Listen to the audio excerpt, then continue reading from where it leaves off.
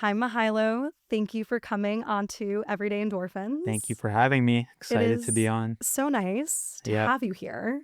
We were just talking about from Cannes to New York, Yep. From Camden, New York. and I don't really do in person that often, but like it really changes the vibe in a good way. Yeah. It's fun. Yeah. It's like great to be sitting across from you, and also crazy to think about the conversation we first had in the south of France versus like what we're going to talk about today. And I feel like when I first met you, that was kind of a sneak preview into what I want to chat with you about. But also, I remember just feeling so inspired by your story. Thank you. I appreciate it. Well, Yeah. I'm an open book today, so I think our convo is going to be really good. Yeah. Yeah. All right. So let's start there. I know a little bit about your story, but maybe my listeners don't. So let's start with what got you interested in visual design, in the arts. Like, where did that interest come from for you? So I think that like goes back to around like 2011. That's like when that was like the first time that I had any like interest or gauged any interest in like music and design. So that was like a huge thing back in the day where I would get really excited about new albums and album covers and just like the visuals that were accompanying that like music that was coming out. And I think the earliest memory that like really piqued my interest was like The Weeknd's first mixtape cover, because I never saw anything like that for like an album cover, which was really cool. Like that kind of candid Yeah. photo. Was it the balloons Yeah, one? with the Yeah. girl, yeah, in the Yeah. bathtub, and I was like, "Wow, this is like like very dark party music." So, well, and he was really mysterious at the time, so I was really engaged and like interested in who did that, which obviously now I know, and I know like, a few members of their team, which they're obviously great. So that was one of them, and then I actually remember the moment that I first heard like I think it was High for This. That was the first song that I was Such a good introduced to. Yeah, song. it was on the radio. Then I went home and I think it was maybe like a few days later I stumbled upon like the actual mixtape cover and I was like, "Wow, what is this? Like how do you even like get into this like scope of work? Like where Yeah. where do you start? Like who do you contact?" So that was one of them, and then the year prior, I think it was the year prior, Kanye released My Beautiful Dark Twisted Fantasy.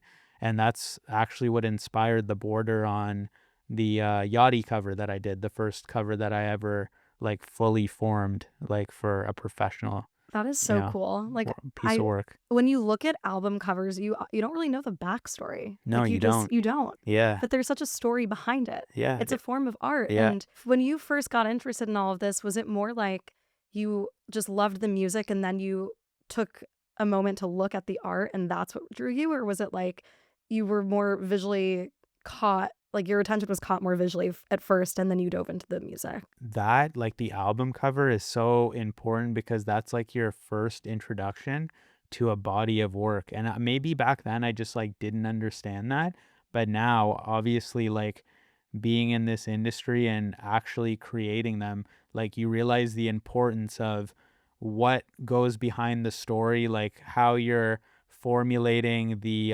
background of each song without the person getting a first listen at first glance. Like they're really exposed to that first, like the album cover.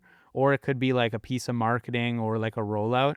But when somebody is introduced to an album, the first thing they see on streaming, or back then it was like the CDs and the vinyls that you would buy, it is the album cover. It's the album cover, the packaging, the back cover, and that has to tell a story within itself. So that was like something that always intrigued me. I'm like, well, that could be something that I could do maybe down the line. Like, how do I mix those two things that I really love? I always had a passion for music. So, the angle of like mixing creativity with music was really foreign to me. But then when I started like figuring that out and like, just making stuff on the side and having fun with it, I was like, I think this could be something. I think this could be my thing. I don't know how I'm going to do it, but I'll figure out a way. And I think we did pretty well. Oh, So, yeah. yeah. So this really stemmed from a passion. Yeah. And you were working in like the agency world at the Yeah. time. I was working in creative advertising for Yeah. 2.5 years, like professionally. And then kind of walk us through the journey and like the timeline of working in the agency world, doing all this stuff on the side. Yeah. when did that moment with Yachty happen, like in your career? Okay, so I think I'll do like a brief overview from 2 years prior. So like 2014, right after school. So it was a 4-year program, and it was like a creative advertising where you learned like copywriting, art direction. The one thing that like really wasn't taught, which was surprising, was like the inner workings of like Adobe, like Photoshop, Illustrator, which was kind of strange to me, but I mean, it wasn't like, the end of the world. I just like I figured it out on my own, but I was surprised that that program didn't teach that, but to like the full extent that I taught myself. So it had like little things here and there, but not the things that I actually taught myself. So, obviously like after school, we had a portfolio show, and then the agencies kind of come around and, look at everybody's portfolio, their work. And what actually got my kind of like name out there, or like the agency's interest, was every student had a similar project like breakdown. We had like, I think it was 8 or 9 projects, and everybody had the same like outline like for their portfolio show. But what I did, I think it was like a week before we had our portfolio show, I actually scrapped most of that. And at the time, I was doing just concepts on the side, like music concepts. So what I did is I put all my music work in my portfolio as like a sidebar. So you had like advertising, like the homepage, about me, like an about me page, and then I had like concepts. So when I put that section in there, I feel like a lot of the ad agencies were like interested to see that it was like a different side of me. Yeah, it's like And new. yeah, and I really didn't share that with like my peers or, students that like I was like obviously my friends at school. I just did that on my own, and I shared it on a separate page at the time. So not many people were aware that I was doing that, which was cool because it was like a mystery. But I did include that in my portfolio at the time, and that's what got me my first like actual job outside of school. Wow. So So it's all from just putting your passions out into the universe. That's what got you your first job. Then you're in your first job for how long? a year and a half, and then I was let go. But at the same time, I was still reaching out to all the artists that I wanted to work with at the time, still making concepts, still like tagging them, sending them DMs, like saying, hey, this is what I made. Like, if you ever need so and so art director, designer, like let me know. I'm interested in doing that. And I would do that like every single day. Like, I commuted from work. We lived at the time like a little bit outside of Toronto, like the city. So I would take the train into the city, work from 9 to 5, sometimes go home a bit later. Usually it would take like 2 hours there, 2 hours back. And Wow. from like 6 p.m. to like 2, 3 a.m., I would just do my own thing, like things on the side, little projects for little budgets for other artists, sending out emails, preparing concepts, decks, things like that. Things that I didn't know had a big impact, but now looking back, that's like something that really like shaped my career at the time. I just didn't know it. I wasn't Yeah, aware at you the were time. so like present with what you were doing. Like you loved the process of creating and building. Was there any thought that went into your mind like what is my authority to be pitching these artists? Like is the artist ever going to respond to my DM? Like what gives me the credibility to go and like shoot my shot? Did any of those thoughts pass your mind? They did, but also one thing that advertising, I'll give this like credit to the ad industry. In my agency, they were so good at pitching and building decks, which that was foreign to me too. I didn't understand what a deck was. I knew what a PDF obviously was, but like what is a deck and how is that structured? How is that supposed to win you, large projects, large clients, accounts, things like that. So when I was like thrown into that world, that was like something that I immediately clicked with. I'm like, I can do this. I can do really good like decks. I actually enjoy doing them. So once I got in that stride of sending them almost every single day, not nothing crazy, just like a few pages of concepts and ideas, that's when I really found my stride. I'm like, okay, this is going to be a huge thing down the line. I might as well master this right now. So when I was in that mindset of like thinking like, okay, Obviously there's a great chance that none of these people are going to respond to me, but I'm still going to take that chance. So when I was looking for their emails, their contacts, yeah, in my mind, like you said, what was like the thought process?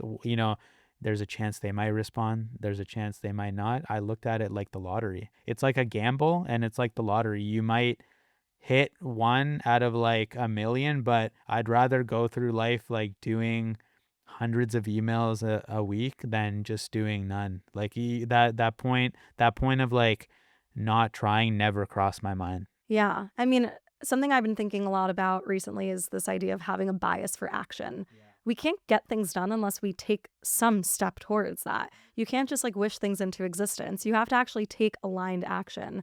And I do believe in the concept of manifesting, but like the critical part of the equation is that you have to act. Yeah, It you doesn't do. just It doesn't just come out of it doesn't nowhere. just like appear out of thin air. You have to put in that work and effort to make it fast track and put it into motion. That's how things get done. It's like, and like I was saying before, I think in my mind too, maybe I wasn't like fully aware of it, but every time I sent that email, it was like a high. It was like playing the lottery. I Yeah. swear to God. Because you don't know, like, will they Yeah. respond? Will they not? And I think the key to that too is like knowing that if they don't respond, to not take it personally. No, I never Like the did. lack of No. response should Yeah. not stifle you from the motivation to keep doing it. Even like the one-off response that I did get, that motivated me even more. Like my motivation skyrocketed if I got one response. That was like indication to me that I was doing something right, and I felt like if I kept doing this day in, day out, the chances would increase if I increased my volume of emails, and they honestly did. So then what about when you got let go from the agency?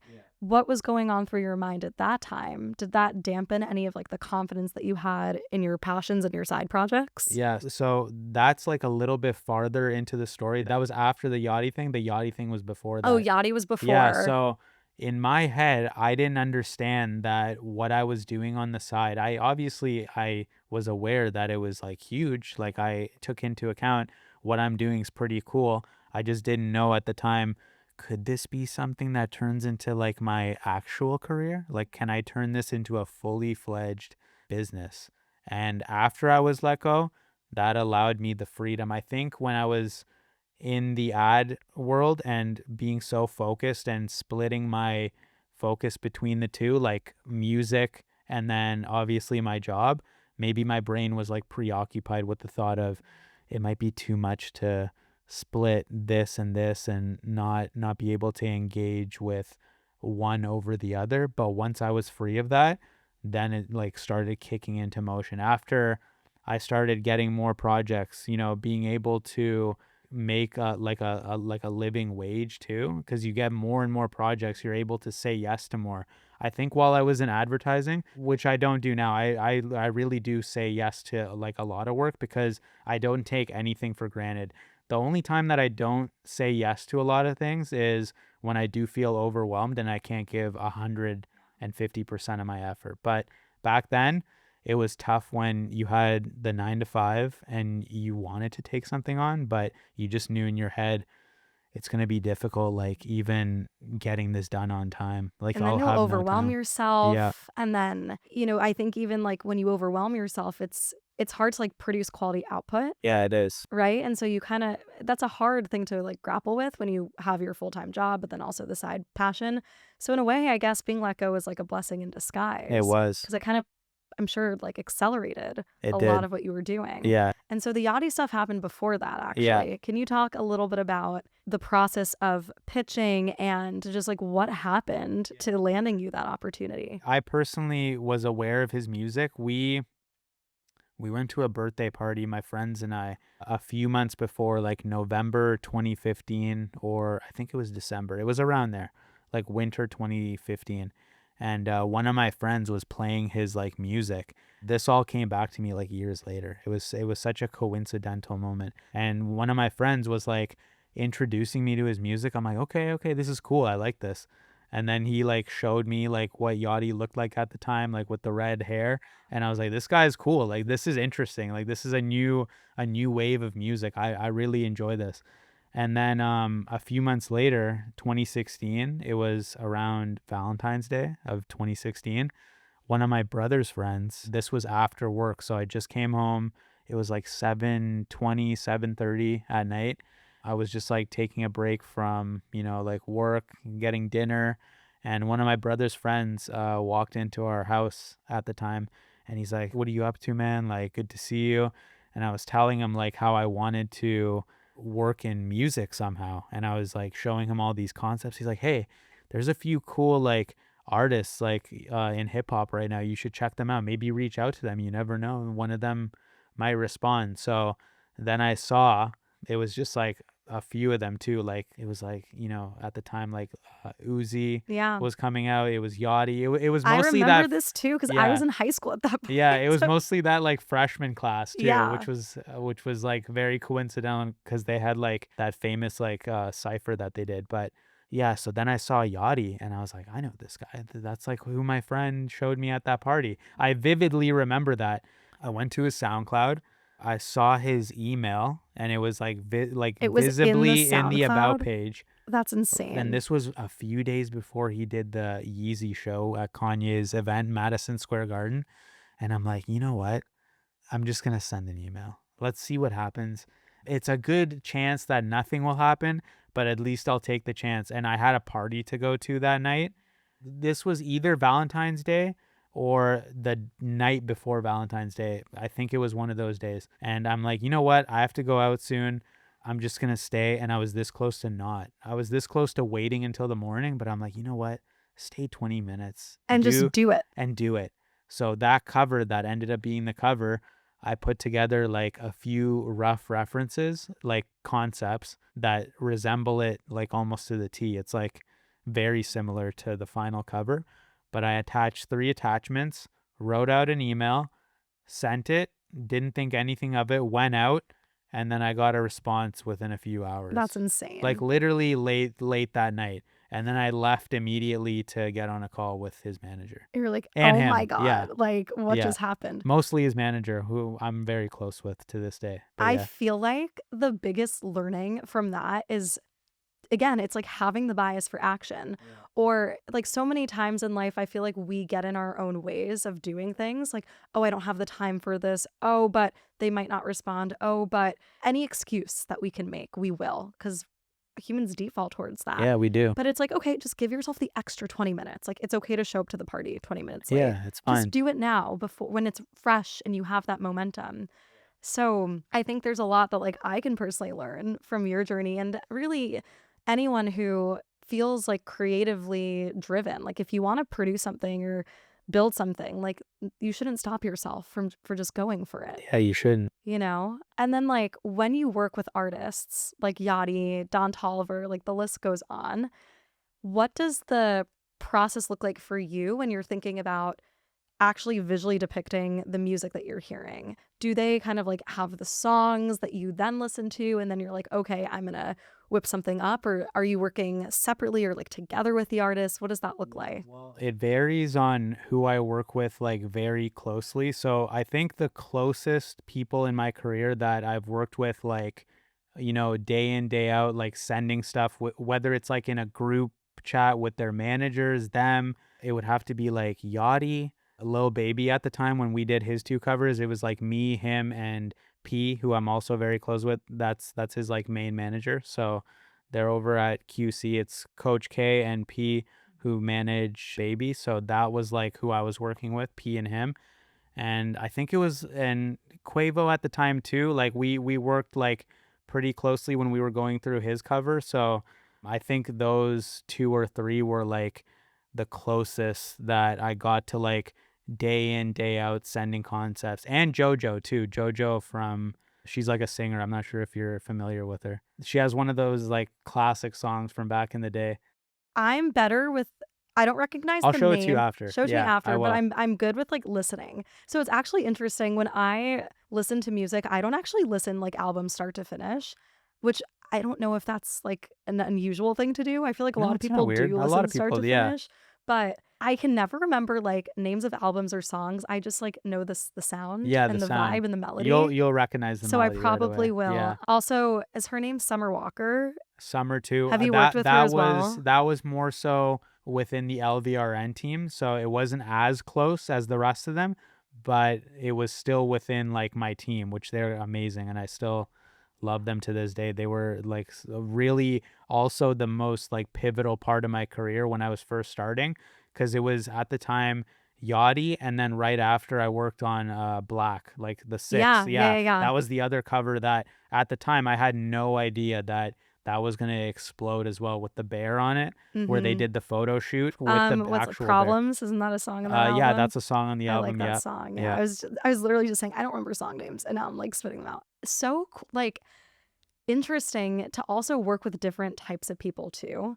Like I'm sure you're just met with like so many different personalities. How do you like translate what's in their brain into a visual medium? I think one thing that a lot of designers or my peers, maybe like we have spoken about it, but I think it's so cool that we're like privileged to get music that hasn't come out yet, and it's shared with us ahead of time, and we get to experience it before the rest of the world. That's a really cool thing that I've noticed, and I think on it pretty frequently. Like whenever one of my clients sends me a song, I'm like really grateful because they're sharing something with you before the rest of the world, and you get to keep that as you're working, which is like a huge like bonus because you get to hear what they're thinking. It's their art and they're sharing it with you, so they entrust in you that you'll, take that in and hopefully come up with something great like through your art, which is for us like the visuals and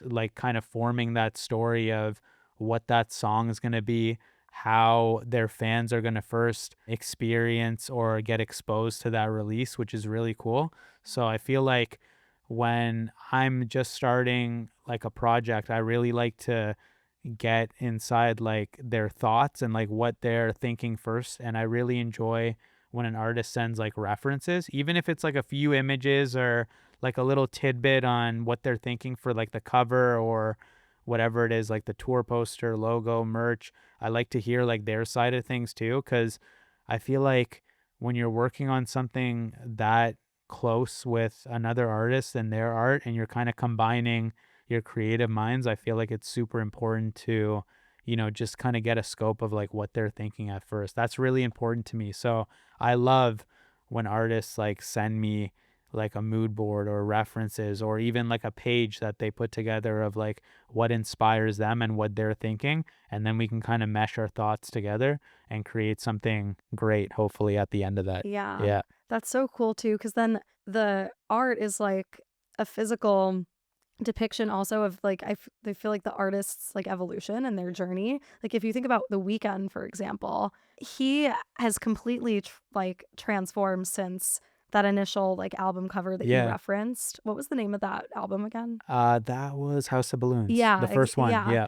To now, like I feel like he's more poppy now, and Yeah. Well, he he's a global superstar. Yeah. Yeah. exactly. And not in a bad way, just he was more it was more maybe niche then, and then as his career has evolved, like even the most recent album in comparison to the one right before. Hurry Up Tomorrow. Yeah, like Yeah. this the song names like are complementary. So one is like Escape from LA and then the other like and Take then Me Back. exactly. Yeah. Like I feel like even across albums, certain artists will storytell too, like the trajectory of their path as being an artist. He's a great storyteller. I feel like his albums, my personal favorite out of that trilogy, because it is a trilogy, like the next one, is After Hours, because I feel like also a big thing that a lot of people don't talk about is when something is released. I feel like that one just like trumps anything after because it was such like a unique time. It was COVID, and Yeah, he dropped that album when all of us were kind of in the midst of not being able to like go out and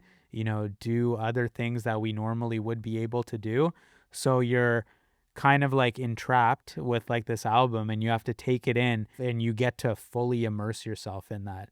And I feel like that one hit me the hardest, After Hours. really. Yeah, and it was so well done. I personally think, I'll say this like on record, I think the After Hours rollout is like top 3 in history. In his like that to the T how they put that story out.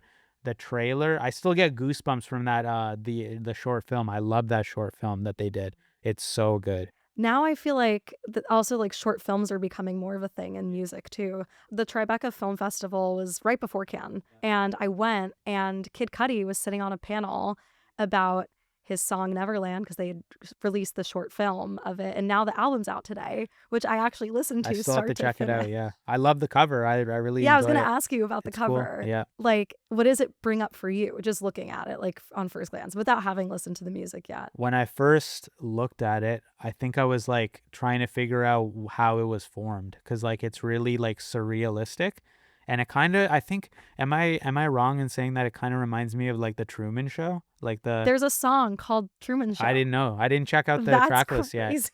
Well, There's see, literally yeah. a song called Truman Show. The only thing that I've been exposed to for that album is the cover. That's it. And I know obviously that he was going to release it, but I That's did not know crazy. the track list. But that's what I first thought of when I Wow. saw that, cuz I actually did an idea for a cover not too long ago, and it was the Truman Show Staircase. Yeah. Wow. So that it didn't like end up coming out. It's a concept. Like I shared it, but right when I saw that I'm like that looks like a Truman Show. That's cool. So that's what registered in your mind, which Right is away, for yeah. me, like the clouds, it felt very like dreamy, kind of like an escape. But also when you listen to the songs, and I'll have to ask you about it when you actually do listen, but like at least for me, the lyrics, especially in the Truman Show song, he talks about how he realized that he can like be the director of his own Truman Show. And so to me, I feel like this album represents like him reconnecting with joy and peace. And so much of his music came from such a dark place in his life. And to see the trajectory and evolution of how he's found joy, it's so beautiful. Like as a listener, like it makes me really happy. But then to see that also reflected in the album cover is so cool too, like how it pairs together. Are there any artists that like really inspire you that you'd love to work with one day? Yeah, there's only one. I have like a list, obviously, of like my dream collaborations, but to this day, there's only one artist that I like revere, and I want to at least experience working with them once before they're like retired because they are a little bit later in their career. It's Sade. Yeah. I don't even know who that is. You don't know who Sade is? No, Oh, come on. that's so bad. It's not like bad. I never judge, but you have to check out Sade. Rapper? No, she's a No? singer from back in the day. She's like Okay. classical, like jazz, very Oh like, my God. I oh feel man, so you uncultured right now. no, it's all good. Like it's hey, there's some artists that I don't know as well, but it's all basically like what you grew up listening to. It's not a big deal, but yeah, but well, now you have to check Now it I'm out. gonna Yeah. listen. So like jazz, more Yeah, classical. yeah, yeah. Do you know the song Smooth Operator? Yeah. That's her. Oh. Smooth Operator. Okay, Yeah, like yeah. I said, I'm That's better her. with Yeah, the yeah. melody. Okay, there we Yeah, go. yeah. Now there's a common ground. Sade, yeah. So she's Okay. in her 60s now, Uh-huh. and there has been rumblings that she's working on her next album with her band. They are a band, so Sade is not just one person. It's also a band that accompanies her, records, makes the albums with her. So my dream is to work with her before she like retires and like doesn't put out another album. I have been trying for like 2 3 years using my connections, trying to figure out how to reach out to her, but she's almost not reachable. Wow. She lives like secluded away from all the drama, the media, and I really respect her Maybe for she's that. happier, like Yeah, living. she's like it to me is the most like mysterious, but mysterious done in the right way. She's the most elegant artist that I think we've ever had. Wow. Yeah, her elegance is like so it's like one of one. I'm Yeah. gonna listen more now because I'm very curious.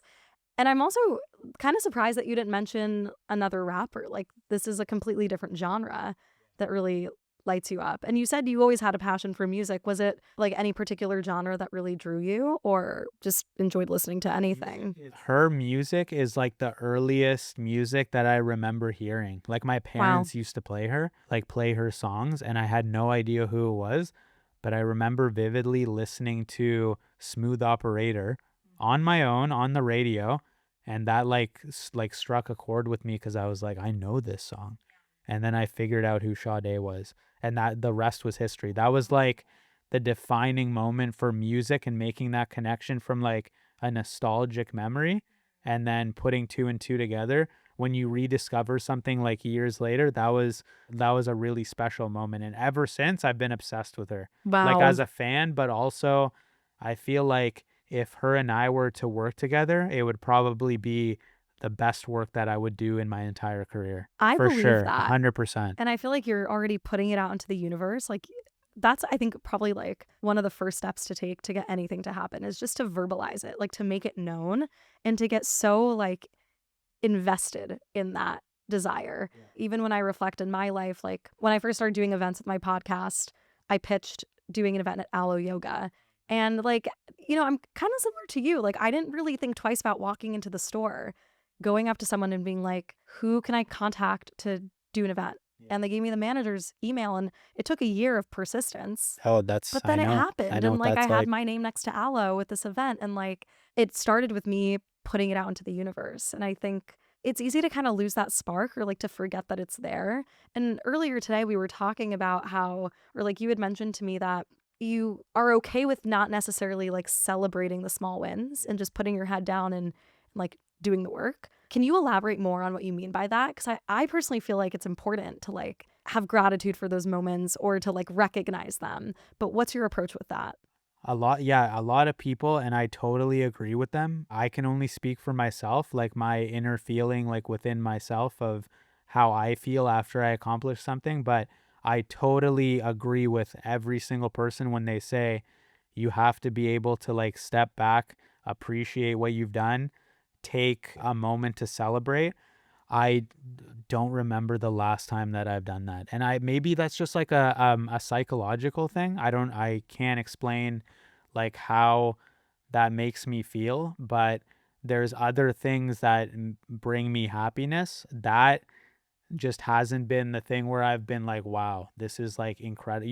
When you're like impressed with yourself or something that you've done, I've never really been impressed. And I feel like other people and, my audience and my peers, they celebrate that a lot more. But for me, maybe, I don't know. It's just like, it's been something since I started my career. I just can't get Yeah. a handle on it. I mean, I guess maybe it's just like you have this standard for yourself. So you're like, well, of course I'm going to do what I set out to do. Like, I'm not even going to second guess it. It's not like from a vanity perspective, oh, I've done all these things, I'm so impressive. But it's like, this is what I want to do with my life. Yeah. And so this is how I'm going to live it. You touched on that really well. Like when you're like proud of yourself or you're impressed with yourself, I feel like I put myself to such a high standard every time that, and I went through it just recently too, when you feel like when you get to a point or when you get to an accomplishment or a goal or any kind of like milestone, you'll get like that endorphin release or something, but it just doesn't happen. And you're like, well,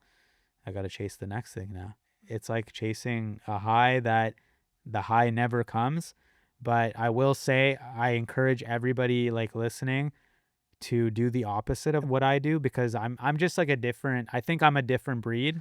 I have like come to terms with myself that I think I'm not going to expect for that moment of happiness to come, but I'm going to keep on the trajectory of doing what I do and what works for me, which is I just don't stop. Like I'm okay with that because it's kind of like a gift and a curse. Yes, on the curse side, I'm not able to like celebrate what I do and I'm not able to like take a step back and, really acknowledge how far I've come because I'm always thinking of the next thing. The gift to that, it's made me into a really, in the most humble way, an incredible worker and just like goal setter. And I feel like I'll never stop. I don't think I'll ever retire, but also a lot of people complain, well, then that means that you don't really love what I do. But I honestly am so like internally, I'm happy and I love what I do. It makes me That's the so goal. so maybe that's the celebration that I've found my happiness. And every day I can honestly say as transparently as possible, no lie, not for the podcast. When I wake up, it's something I look forward to. I look forward to opening up my emails, looking through who would like to work together, opening up Photoshop, simple things like that, simple things that people might see as mundane or boring or a chore. That's like really exciting to me because then it makes me look back and here I can actually appreciate this. So maybe we can kind of take like a sidebar. Yeah. What I do appreciate is that I'm not in the same place that I was like a decade ago. So that keeps me going too. When I think back at the struggle, the unknown of not knowing where you're going to be or where your career is going to take you, now I don't have to worry about that. So that is something that I wake up with and I have like immense gratitude towards, that I'm super grateful that I really worked to a standard that only I can appease. Like only I can set that standard for myself and no one else can tell me, okay, this is not good enough, that's not good enough. I'm my own boss now. So Yeah. I have to keep that standard going. And I will say that is what makes me happy. Maybe I don't realize it, but there are moments in my head when I'm on my computer, when I'm out, or when I'm not thinking about it directly, where it pops in my head. I'm like, can't believe I'm here. Like, this is really cool. This is a cool moment.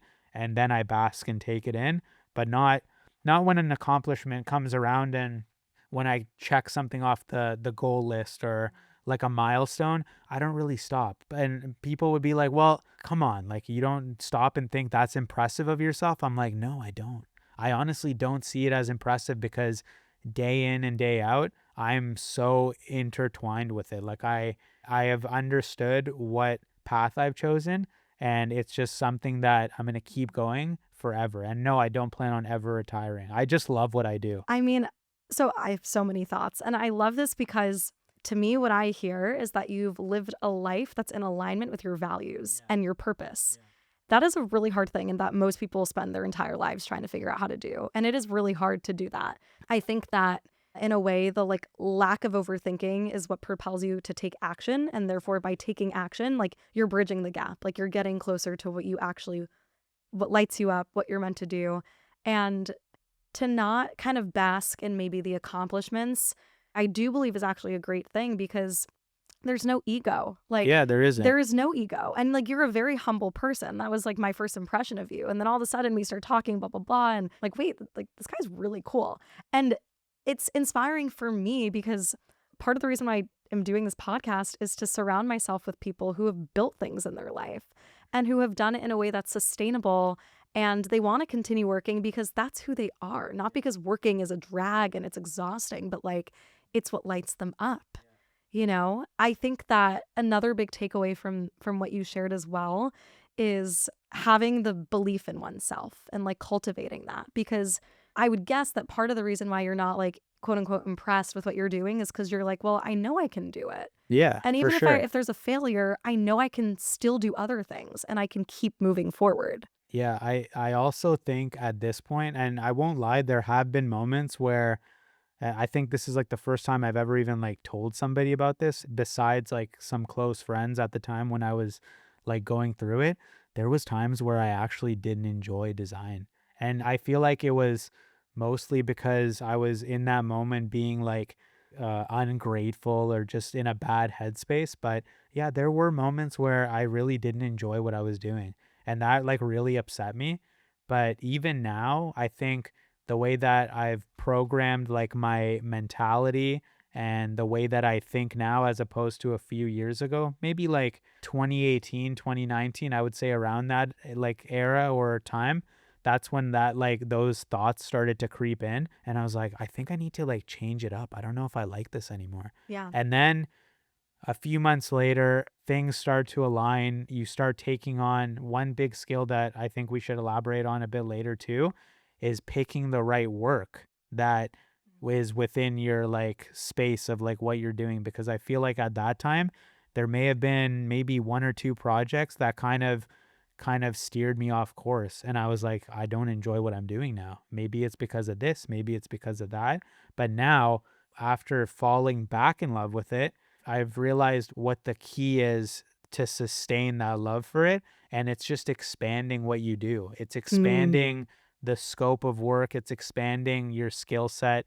It's expanding what you think you're capable of and just like how far you set your goals. So now my goals are different from what they were back then because I've expanded my thought. It's not just like, oh, yeah, this is all I can do. Everyone knows me for album covers, merchandise for artists, things like that. But that's not all I can do. I can do so much more now in my career and just like my thought process. I'm thinking, how am I going to expand to like other sectors? Like now I really enjoy editorial photography. That's my next like scope of work that I want to conquer. And it's been really good for the past 2 or 3 years, but now I feel like I can get better.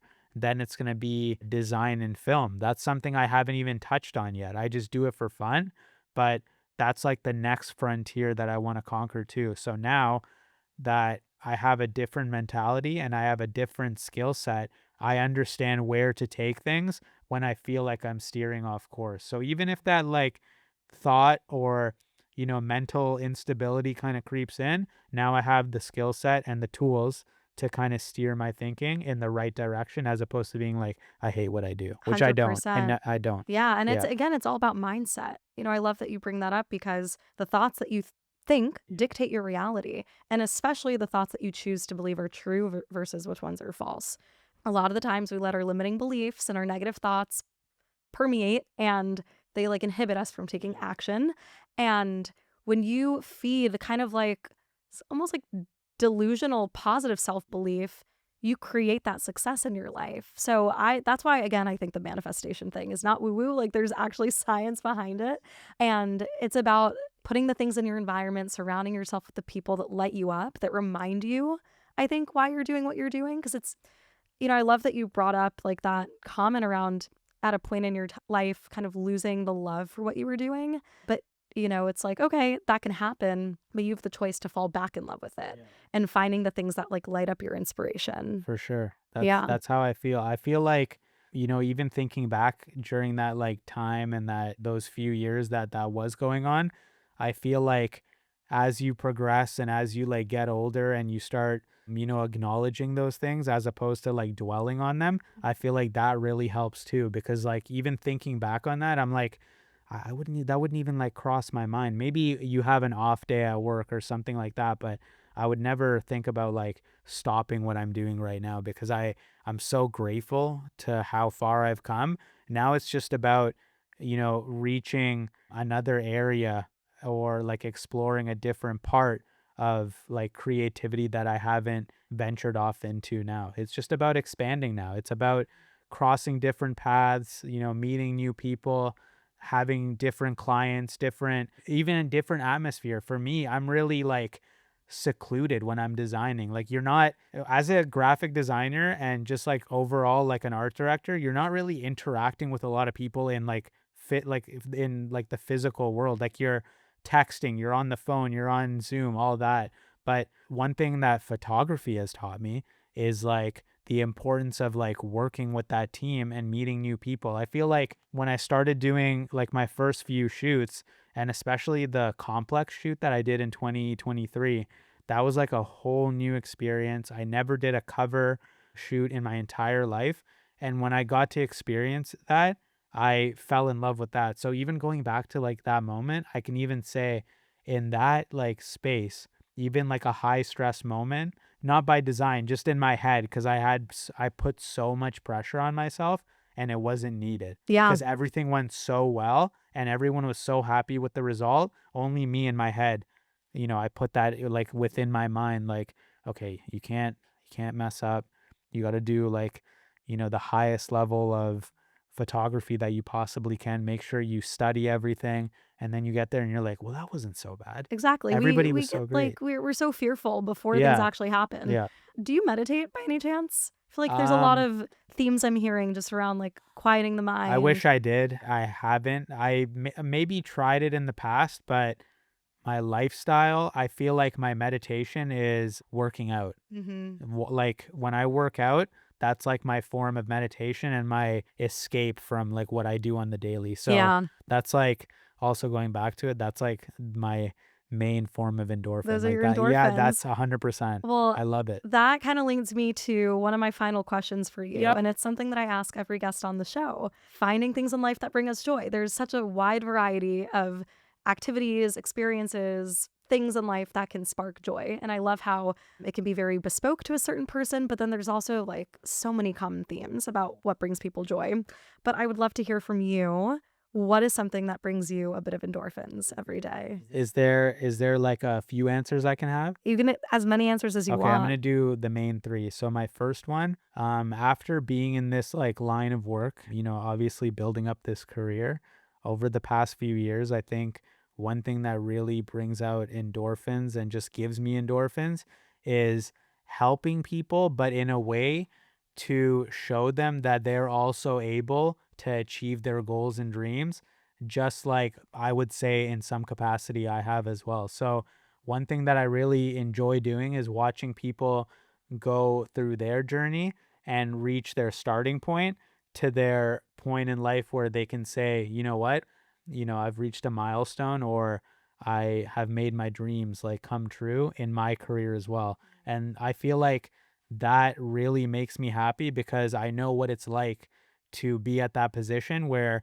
you're looking for help or looking for any guidance or some kind of support from somebody. But to be honest with you, I really didn't have that guidance. I had to figure out a lot of things on my own. And a lot of that had to do with the development of, and the progression of like technology, social media, in music, especially like streaming was just blowing up when I started designing in music, which is interesting because I think I got in at the right time and the right place too. So a lot of people that are in my like space and my like area of work started later, so it's a little easier now to get into the swing of things. Labels are actively looking for new designers, new creatives. Now there's motion design and 3D work. I'm not well versed in that stuff, but I have so many friends that are amazing at that, and I love what they do. I have all the respect in the world for them. So there's so many new ways to build a career in that space, and they weren't developed back when I was just starting. So I feel like that is like something that really brings me happiness. The second thing is family. I really love family. I think like spending time with family as much as possible is super important to me. We're European, so we're obviously like, very close. We have a large family, so we try to, get together as much as possible. And one fond memory I have when I was a kid is we're Serbian, so a lot Well, of I'm yeah, Greek, you're so it's Greek, like the so sa we're it's like the yeah, Balkan vibes, like Balkan Orthodox Christian vibes. And back one fond memory that I have is, and unfortunately we don't do it like very often, if not anymore. We used to have huge like parties at my grandparents with everybody's like cousins, aunts, uncles. And I remember that because I have like the video, like the VHSs of that and the photos, and now it's non-existent. Yeah, And that was like super important to me because you don't realize until it's gone like what you had. Like, yeah, there's gatherings here and there and people get together when they can, but the fast pace, like way of life now, technology, a lot of family is getting older now on like my side. So it's harder to get everyone together. Not everyone's like able to get together. So that is like a very fond memory. So family is super important to me. That brings me a lot of endorphins. Unfortunately, not as many gatherings, so those endorphins can't be reached yeah, like very I often. feel that. Yeah. My dad is one of 6, so I have a lot of family on my dad's side, Yeah. but they're scattered across the states, so it's not often we all get together. But I was just in the West Coast for some family weddings on my dad's side, and that's, we were all Weddings, oh together. my God, our Exactly. weddings are like Oh, big some of the My Big best. Fat Greek Wedding. I Yeah, mean, it's like one of the massive. best movies, my favorites. Yes. And then last thing that brings you endorphins. The third thing is animals. I'm a big animal person. Yeah. Big like pet and animal person.